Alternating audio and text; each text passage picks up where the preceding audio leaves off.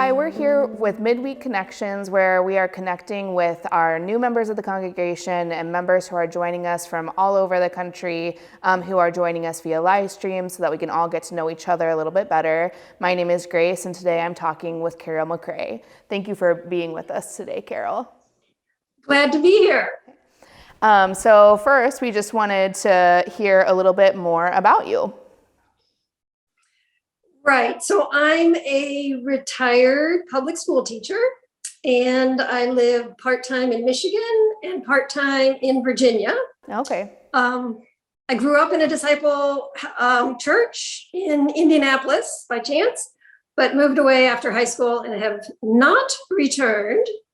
That's a little bit. And you said public school. What was your subject? I taught middle school special ed. Oh, okay. Very cool. Yeah, very enjoyable. Good fit for me. Yeah. My brother teaches elementary special education, and he always has a lot of really great stories. I always say you're a big hit at a party. Yeah. Yes, very, very true. Very, very true. Yeah, no, a great set of kids to work with, certainly. Cool. And so part-time Michigan and part-time Virginia. What part of Michigan are you in? It's near Ann Arbor. It's a little town called Milan, Michigan. So about 3.5 hours from Indianapolis.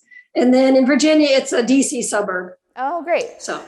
Well, I went to grad school at the University of Michigan before I came to seminary, so very familiar with that area and with Milan. So I do sometimes miss being up there. So yeah, it's a beautiful area. It's been a great spot to live. So yeah, no, I enjoy my Michigan life. So the other big question we have, which may be more obvious when we interview you, but what is your connection to Central? What brought you here? And then what keeps you coming back? So I would say this started in the 1960s when my sister Maureen was born, and she started attending Central, she said in about the year 2000. And so anytime I was in town visiting her, I would go with her to church, and it just has always been a welcoming place that's involved in issues that matter to me. And I guess the preaching's pretty good too.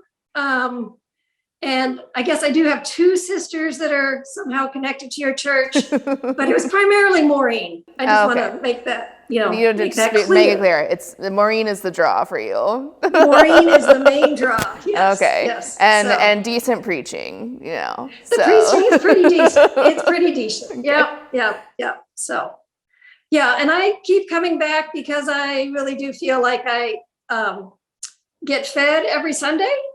I mean, it's a time a good time for me to pause and clear off the coffee table and put out a placemat and light a candle and, get communion ready and just really soak in really good preaching and good music and a sense of, being a part of something bigger. That's great. Well, as you imagine, setting out your virtual church space, the final question we have for you is if you could have anyone sitting next to you when you come to virtual church, any fictional character, who would you want to attend Central with you and why? So that was a delightful question. So I decided, because you're doing this series of doing the best we can, that the person I would invite would be Charlie Brown. Oh, yes. Because he's this very gentle-hearted soul. He's a resilient guy. He works hard. He hopes for the best. He always thinks that Lucy's going to leave the football down for him to kick, but he kicks air, falls on his back. He struggles with life.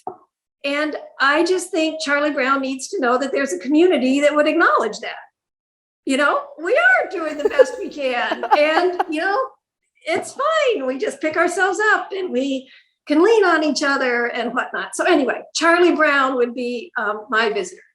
Well, there are no wrong answers to that question, but I think you came up with a really right answer to that question. So thank you very much for sharing that and for taking the time to be with us today. I hope you enjoyed this interview and conversation, and be sure to tune in next week when we introduce another member of the congregation.